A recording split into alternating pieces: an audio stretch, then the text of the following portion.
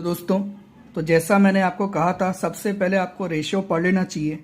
तो इस वीडियो में हम लोग साथ में रेशियो के सारे 15 फॉर्मूले देखेंगे, उसका मीनिंग समझेंगे, फॉर्मूला समझेंगे और कुछ भी जो इम्पोर्टेंट बात होगी वो डिस्कस करेंगे। तो आपका जो पहला कैटेगरी ऑफ रेशियो है वो है लिक्विडिटी रेशियोज। रेशियो का जो सैम्पल क्वेश्चन पेपर है उसमें आप नोटिस करेंगे कि रेशियोज के टोटल 11 क्वेश्चंस पूछे गए हैं, जिसमें थ्योरी वाले क्वेश्चंस भी काफ़ी ज़्यादा हैं। तो रेशियो में आपको फॉर्मूला पता है, अच्छी बात है, पर फॉर्मूले का मतलब क्या है, वो फॉर्मूला आपको क्या निकाल कर देता है, उसका सिग्निफिकेंस और इंटरप्रिटेशन क्या है, ये समझना भी ज़रूरी है। क्योंकि अगर सैम्पल पेपर के बेस पर आपके टर्म 1 में रेशियो से क्वेश्चन पूछे गए तो चांसेस हैं थ्योरी क्वेश्चंस भी होंगे। तो लिक्विडिटी रेशियो क्या बताता है हमको कि जो आपकी कंपनी है वो शॉर्ट टर्म में जो भी उसकी करंट लायबिलिटी है उसको पे करने के लिए वो फाइनेंशियली साउंड है कि नहीं है। और लिक्विडिटी रेशियो का सबसे पहला रेशियो है आपका करंट रेशियो, जिसका फॉर्मूला है current asset upon current liability. इसका आइडियल रेशियो 2:1 माना जाता है। ये रेशियो नॉर्मली जितना हायर होता है उतना अच्छा माना जाता है। लाइक आपकी करंट लायबिलिटी 100 है तो इसको पे करने के लिए कम से कम आपके पास करंट एसेट 200 तो होने चाहिए। इसे हम प्योर रेशियो के थ्रू ही एक्सप्रेस करते हैं, लाइक 2:1। अब देख लेते हैं करंट एसेट में आता क्या है। Current investment inventories. अब यहाँ पर हमको ध्यान रखना है कि इन्वेंट्रीज में आपको स्टोर, स्पेयर और लूज टूल नहीं लेने हैं। इसके अलावा फिर आपको करंट एसेट में लेना है ट्रेड रिसीवेबल, जिसका मतलब क्या होता है ट्रेड रिसीवेबल का। सर ट्रेड रिसीवेबल का मतलब होता है आपका डेटर प्लस बिल्स रिसीवेबल। और जब आप यहाँ पर डेटर ले रहे होंगे तो प्रोविजन फॉर डाउटफुल डेब्ट को आपको लेस करके चलना है। फिर cash and cash equivalent, short term loans and advances, other current asset and short term investment. और शॉर्ट टर्म इन्वेस्टमेंट का कुछ और भी नाम था, करेंट इन्वेस्टमेंट, या हम इसको मार्केटेबल सिक्योरिटीज भी कहते हैं। तो ये 6 चीजें हैं जो आपकी करंट एसेट में आती है करंट रेशो में। फिर करंट लायबिलिटी में आपका आता है short term borrowing, trade payable. और ट्रेड पेबल का मतलब क्या होगा? ट्रेड पेबल का मतलब आपका हो गया बिल्स पेबल प्लस आपके क्रेडिटर्स। अदर करंट लायबिलिटी, अगर आपको याद है अदर करंट लायबिलिटी में बहुत सारी चीजें आती हैं, like current maturity of long term डेब्ट, calls in advance, unpaid dividend, interest accrued but not due, interest accrued and due. तो ये सब आपका अदर करंट लायबिलिटी में आ जाता था। इसके अलावा शॉर्ट टर्म प्रोविजंस भी जो है करंट लायबिलिटी में आता है। इसके बाद आपका अगला फॉर्मूला है लिक्विड रेशियो, जिसका दूसरा नाम है एसिड टेस्ट रेशियो या क्विक रेशियो। इसका फॉर्मूला है आपका liquid asset upon current liability. ये बताता है कि जो करंट लायबिलिटी को पे करने के लिए आपके पास क्विक एसेट कितने हैं। सर क्विक एसेट और करंट एसेट में कुछ डिफरेंस है क्या? यस, क्विक एसेट निकलता है जब आप करंट एसेट में से इन्वेंट्री, प्रीपेड एक्सपेंसेस और एक चीज और यहां पर लेस कर लीजिए, एडवांस टैक्स को लेस करते हैं तो आपका क्विक एसेट निकल जाता है। करंट लायबिलिटी वही है जो करंट रेशियो में थी। क्वेश्चन अराइज हो सकता है कि क्यों हम इन्वेंट्री, प्रीपेड एक्सपेंस और एडवांस टैक्स को लेस करते हैं क्विक रेशियो निकालते समय। इसीलिए क्योंकि ये रेडली अवेलेबल नहीं होते हैं या रेडली कन्वर्टेबल इनटू कैश नहीं होते हैं। और प्रीपेड एक्सपेंस और एडवांस टैक्स तो ऐसी चीज़ है जहां पर आपने कैश पेमेंट पहले कर दी है, तो यहाँ तो कैश वापस आने की कोई उम्मीद नहीं है। अगला रेशियो है आपका solvency ratio. Liquidity ratio short term solvency बताता है, जबकि solvency ratio long term solvency बताता है कि फर्म की एबिलिटी क्या है लॉन्ग टर्म में अपने डेब्ट को पे करने के लिए। जिसमें सबसे पहला रेशियो है आपका डेब्ट टू इक्विटी रेशियो, जिसका फॉर्मूला है डेब्ट अपॉन इक्विटी। डेब्ट का मतलब यहाँ पर क्या होता है, आप इसको अपने लिए समझ सकते हैं नॉन करेंट लायबिलिटी, और इसके अंदर भी मेनली 2 चीजें आती हैं, long term borrowings and long term provisions. तो जो कंपनी ने बोरोइंग कर रखी है डिबेंचर से, बॉन्ड से, बैंक और फाइनेंशियल इंस्टीट्यूशन से, वो आपका न्यूमरेटर में आ जाएगा। और इक्विटी का मतलब क्या होता है? Share holder funds. और शेयर होल्डर फंड्स का मतलब क्या होता है? शेयर कैपिटल में जो आपने पैसा लगा के रखा हुआ है, जो आपका रिजर्व एंड सरप्लस है, एसेट्रा। तो ये रेशियो बताता है कि कंपनी में खुद का पैसा शेयर होल्डर ने कितना लगाया है एज कंपेयर टू जो उन्होंने बाहर वालों से पैसा लिया है। इसे भी हम एज प्योर रेशियो ही एक्सप्रेस करते हैं। डेब्ट का मतलब वही हो गया long term borrowings and long term provision. Equity का मतलब हो गया share capital and reserve and surplus. अब सर ये क्या चीजें हैं? देखिए, आप इस रेशियो में एक बैलेंस शीट का छोटा सा फॉर्मेट अपने मन में बना कर रख लें कि बैलेंस शीट में अगर एसेट साइड होती तो वहां आता है non current asset, then current asset, फिर यहां पर आपका आता है इक्विटी जिसको हम शेयर होल्डर फंड भी कहते हैं, then non current liability, then current liability. अब ये सब चीजें क्या गिवन है कि सपोज आपको इक्विटी गिवन नहीं है तो आप कैसे निकालोगे? Sir non current asset plus current asset minus current liability minus non current liability. Same अगर आपको नॉन करेंट लायबिलिटी गिवन नहीं है तो भी आप पैसे निकाल सकते हैं। तो ये सब फॉर्मूले इसी पर बेस्ड है। एक फॉर्मूला आपका होता है वर्किंग कैपिटल का, वो क्या होता है? Current asset minus current liability. तो यहां पर जब हम non current asset plus current asset और माइनस करेंट लायबिलिटी करेंगे तो हम ऐसा भी तो कर सकते हैं कि नॉन करेंट एसेट में सीधा वर्किंग कैपिटल ऐड कर दें, क्योंकि वर्किंग कैपिटल खुद current asset minus current liability होता है। तो उम्मीद है बात आपको समझ में आ गई होगी। अगला रेशियो बहुत आसान है, टोटल एसेट टू डेप्ट रेशियो। आपको न्यूमरेटर में लेना है total asset that is non current asset plus current asset, और डिनोमिनेटर में लेना है आपको डेप्ट, जिसका मतलब अभी आपको पता था। जो आपका डेप्ट टू इक्विटी रेशियो है उसका आइडियल रेशियो भी 2:1 था, उसे भी प्योर रेशियो में ही एक्सप्रेस किया जाता है। ये रेशियो क्या बताता है? ये रेशियो ये बताता है कि जो फर्म में आपके टोटल एसेट लगे हुए हैं उसमें कितना पोर्शन आपने बाहर वालों से फाइनेंस करके रखा हुआ है। सर यहाँ पर टोटल एसेट लेते समय किसी चीज़ों का हमको ध्यान देना है, तो यहाँ पर आपको सब कुछ लेना है। Total asset equal to non current asset, current asset. Sir यहाँ पर जो करेंट एसेट में इन्वेंट्रीज आएंगी, क्या उसमें store, spare and loose tools को लेना है? तो आंसर होगा यस, लेना है। अगला रेशियो आता है आपका प्रोप्राइटरी रेशियो। ये फॉर्मूला आपको बताता है इक्विटी अपॉन टोटल एसेट, कि टोटल एसेट में इक्विटी ने कितना फाइनेंस करके रखा हुआ है। तो अगर आप डेब्ट टू इक्विटी समझ गए तो अगले दो रेशियो तो बहुत आसान हो जाते हैं। ठीक है, और यहाँ पर भी शेयर होल्डर फंड का मतलब वही है, share capital plus reserve and surplus. और टोटल एसेट का भी सेम मीनिंग है, टोटल एसेट टू, और टोटल एसेट मतलब non current asset plus current asset. अगला फॉर्मूला काफ़ी बच्चों को इसमें दिक्कत होती है, ये है आपका इंटरेस्ट कवरेज रेशियो। ये रेशियो ये बताता है कि जो आपके लॉन्ग टर्म डेब्ट हैं उनको जो आप इंटरेस्ट पे करते हो, उस इंटरेस्ट को पे करने के लिए फर्म में, कंपनी में प्रॉफिट कितना अवेलेबल है। अब ऑब्वियस सी बात है, आपको इंटरेस्ट का पेमेंट के लिए प्रॉफिट को चेक करना है, तो न्यूमरेटर में जो भी आप प्रॉफिट लेंगे वो बिफोर इंटरेस्ट रहेगा, और बिफोर इंटरेस्ट रहेगा तो ऑब्वियस सी बात है टैक्स तो वहां पर पे हो ही नहीं सकता, इसलिए यहां पर न्यूमरेटर में profit before interest and tax आता है।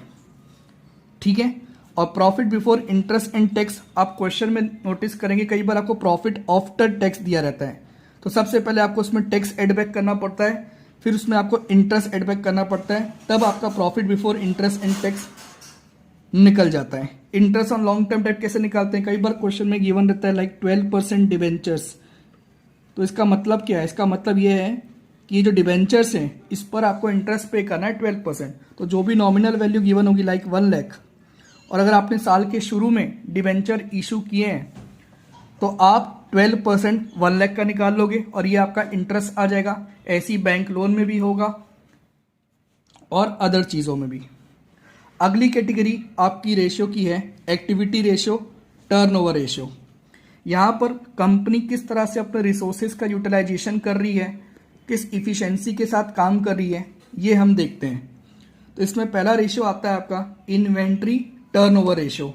इसका फॉर्मूला क्या है? Cost of revenue from operation divide by average inventory. अब ये रेशियो बताता क्या है? ये रेशियो ये बताता है कि जो आपका इन्वेंट्री है वो आप साल भर में कितने बार बेच लेते हैं, कितने बार आप उसको रोटेट करते हैं। तो ये रेशियो जितना ज़्यादा होता है इट मीन्स आपकी जो सेलिंग है वो काफ़ी अच्छी हो रही है। फॉर्मूला है cost of revenue from operation. Cost of revenue from operation कैसे निकालते हैं? Cost of revenue from operation आप निकालते हैं opening inventory plus net purchase plus direct expenses minus closing inventory. और डिनोमिनेटर में जो आपका एवरेज इन्वेंट्री है वो कैसे निकालेंगे? Opening inventory plus closing inventory divide by 2। कई बार ऐसा भी होता है कि cost of revenue from operation आपको मैन्युफैक्चरिंग कंसर्न का या कंपनी के स्टेटमेंट ऑफ पीएल से निकालना रहता है। तो वहां पर cost of revenue from operation का फॉर्मूला आपका क्या हो जाता है? Cost of material consumed plus purchase of SIT plus changes in inventory of FG, WIP and SIT। इसके अलावा आपको डायरेक्ट एक्सपेंस भी लेने होते हैं। डायरेक्ट एक्सपेंस कंपनी का जो SPL है उसमें जो अदर एक्सपेंस है वो डायरेक्ट एक्सपेंस हो सकता है, उसकी डिटेल आपको नोट्स टू अकाउंट्स में गिवन होगी। तो ये आपका पहला रेशियो था। अगला रेशियो आता है आपका ट्रेड रिसीवेबल टर्नओवर रेशियो। यहाँ का फॉर्मूला आपका होता है, ट्रेड रिसीवेबल किसकी बात कर रहा है?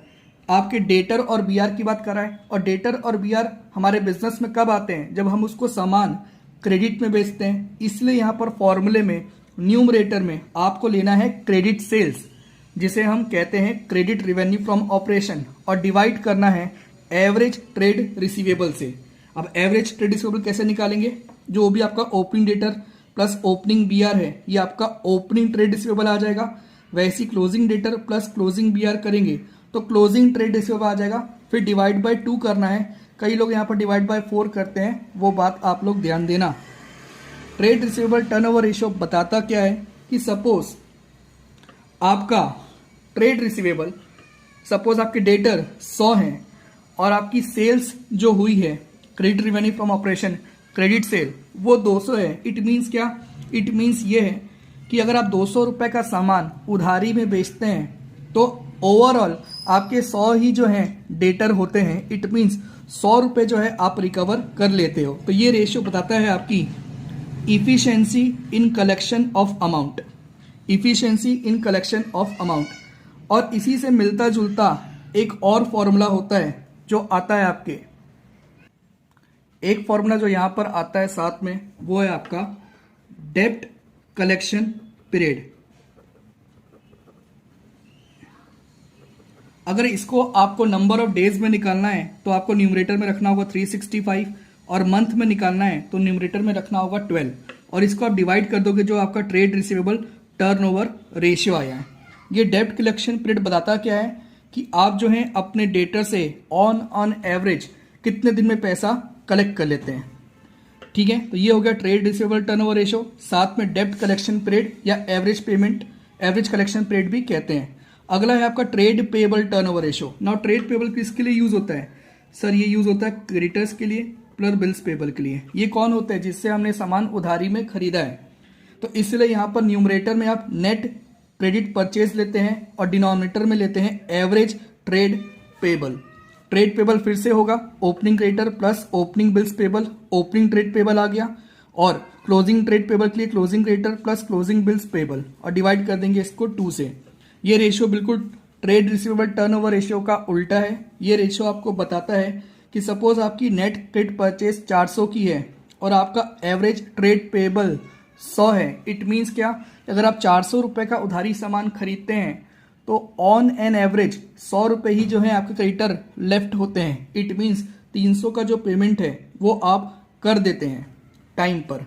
तो ये जो हाई टर्न ओवर रेशियो अगर ये होगा इट मीन्स आप पेमेंट जो है जल्दी कर देते हैं। इसलिए यहाँ पर मिलता जुलता एक आपका और रेशियो आपको निकालना पड़ता है जिसको हम बोलते हैं एवरेज पेमेंट पीरियड, कि आप क्रेडिटर को कितने दिनों में या कितने महीनों में पेमेंट कर देते हैं। और इसके लिए भी आपको क्या करना है? अगर आंसर आपको डेज में निकालना है तो 365 न्यूमरेटर में रख दो और अगर आपको मंथ में निकालना है तो 12th को न्यूमरेटर में रख दो और डिवाइड कर दो ट्रेड पेबल टर्नओवर रेशियो से। उसके बाद आपका अगला रेशियो आता है जो थर्ड कैटेगरी का आखिरी रेशियो है, वर्किंग कैपिटल टर्नओवर रेशियो। इसका फॉर्मूला है आपका रिवेन्यू फ्रॉम ऑपरेशन, और अगर रिवेन्यू फ्रॉम ऑपरेशन ना हो तो आप यहाँ पर cost of revenue from operation भी ले सकते हैं। तो cost of revenue from operation upon working capital, cost of revenue from operation ना हो तो आप रिवेन्यू फ्रॉम ऑपरेशन में न्यूमरेटर में ले सकते हैं। वर्किंग कैपिटल का मतलब हमको ऑलरेडी पता है, current asset minus current liability. ये दिखाता है कि वर्किंग कैपिटल की वजह से आपके बिजनेस में सेल्स कितनी हो पा रही हैं। तो जितना ये रेशियो हायर होगा इट मीन्स उतना आप बेस्ट यूटिलाइजेशन कर रहे हैं किस चीज़ का, वर्किंग कैपिटल का। कई बार एमसीक्यू में क्वेश्चन आता है कि कौन सा रेशियो अच्छा है, इन्वेंट्री टर्नओवर रेशियो या वर्किंग कैपिटल टर्नओवर रेशियो। तो माना जाता है कि वर्किंग कैपिटल टर्नओवर रेशियो जो है ये ज़्यादा बेटर इंडिकेटर है आपके रिसोर्स का और आपके सेल्स कैसी हो रही है वो चीज़ दिखाने का। तो ये हमारे एक्टिविटी रेशियो, टर्नओवर रेशियो या इसे परफॉर्मेंस रेशियो भी बोलते हैं, उसके भी 4 रेशियोज हो गए। अब आते हैं हम अगले कैटेगरी में जो लास्ट कैटेगरी है, प्रॉफिटेबिलिटी रेशियो। इसका पहला रेशियो है आपका ग्रॉस प्रॉफिट रेशियो। फॉर्मूला बहुत सिंपल है, gross profit upon revenue from operation multiply by 100। और आप ग्रॉस प्रॉफिट निकालते कैसे हैं, सिंपली रिवेन्यू फ्रॉम ऑपरेशन में से आप लेस कर दो cost of revenue from operation, तो आपका ग्रॉस प्रॉफिट आ जाएगा। रिवेन्यू फ्रॉम ऑपरेशन में आपको दोनों सेल्स देनी है, कैश भी एंड ट्रेड भी, और ये रेशियो हम परसेंटेज में एक्सप्रेस करते हैं तो आपको मल्टीप्लाई बाय 100 करना होगा। अगला आपका रेशियो है ऑपरेटिंग रेशियो। इसको हम ऑपरेटिंग कॉस्ट रेशियो अपने समझने के लिए बोल सकते हैं। ऑपरेटिंग कॉस्ट क्या होती है, तो जो भी आपका cost of revenue from operation है उसमें अगर आप ऐड कर दो ऑपरेटिंग एक्सपेंस तो आपका ऑपरेटिंग कॉस्ट आ जाएगा। डिवाइड तो इसको भी रिवेन्यू फ्रॉम ऑपरेशन में से ही करना है। अब ये ऑपरेटिंग एक्सपेंस क्या होता है, ये एक आपके इनडायरेक्ट एक्सपेंस जो होते हैं, क्योंकि जो डायरेक्ट एक्सपेंस होते हैं वो तो cost of revenue from operation में आ जाते हैं। तो ऑपरेटिंग एक्सपेंस का मतलब क्या होता है, आपकी कंपनी को चलाने के लिए जो खर्चे लगते हैं। तो cost of revenue from operation जिसकी वजह से ग्रॉस प्रॉफिट आता है उसमें तो आपका डायरेक्ट एक्सपेंस कवर हो जाता है। इनडायरेक्ट एक्सपेंस को जो है एक तरह से हम 2 कैटेगरी में बांट रहे हैं। इनडायरेक्ट में कुछ हिस्से को हम ऑपरेटिंग बोलेंगे, कुछ हिस्से को हम नॉन ऑपरेटिंग बोलेंगे।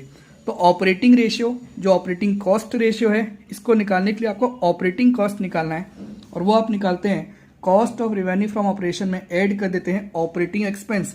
अब ऑपरेटिंग एक्सपेंस का मतलब होता क्या एक्चुअल में, तो ये लाइक आपके employee benefit expense, depreciation, amortisation और अदर एक्सपेंस भी जो है आपका ऑपरेटिंग एक्सपेंस हो सकता है। कौन सी चीज़ आपकी ऑपरेटिंग एक्सपेंस नहीं होती है, तो जो फाइनेंस कॉस्ट होता है वो आपका ऑपरेटिंग एक्सपेंस नहीं होता है, वो आपका नॉन ऑपरेटिंग एक्सपेंस होता है। ठीक है। और ऑपरेटिंग एक्सपेंस निकालने का भी कुछ तरीका है क्या, आपको अलग से भी दे सकता है, like administration expenses, selling and distribution expenses, depreciation expenses, ये सब आपका ऑपरेटिंग एक्सपेंस हो जाएगा।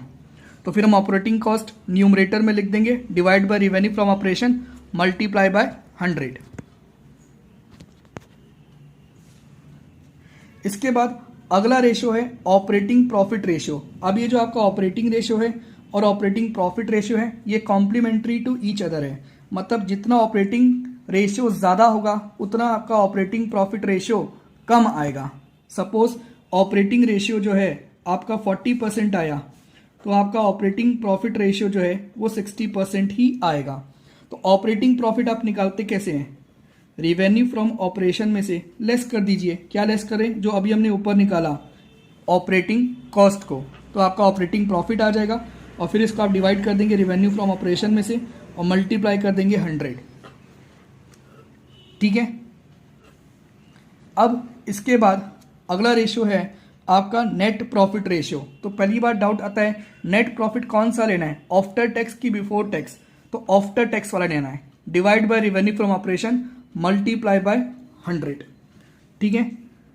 ये आप कैसे निकाल सकते हैं, नेट प्रॉफिट जो भी आपका ग्रॉस प्रॉफिट है उसमें ऐड कर दो जो भी अदर इनकम हुई है, लाइक अदर इनडायरेक्ट इनकम हुई है, उसमें लेस कर दो इनडायरेक्ट एक्सपेंसेस और लेस कर दो टैक्स।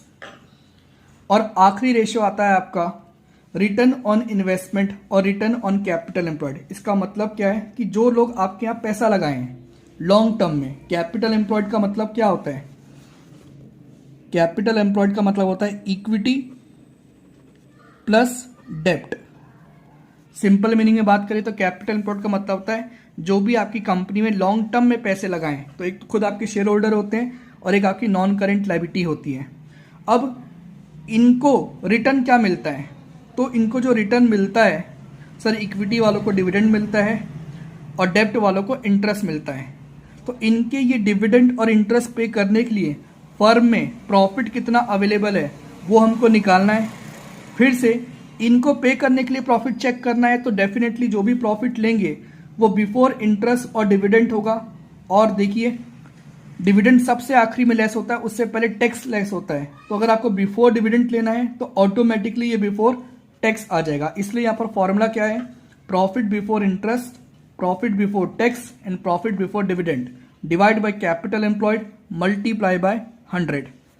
कई बार क्वेश्चन में जो है आपको यहाँ पर दे देगा नेट प्रॉफिट आफ्टर टैक्स या नेट प्रॉफिट आफ्टर डिविडेंड, तो आप डिविडेंड एड बैक करेंगे, देन आप टैक्स एड बैक करेंगे, देन आप इंटरेस्ट एड बैक करेंगे, तब आप profit before interest tax and dividend calculate कर पाएंगे।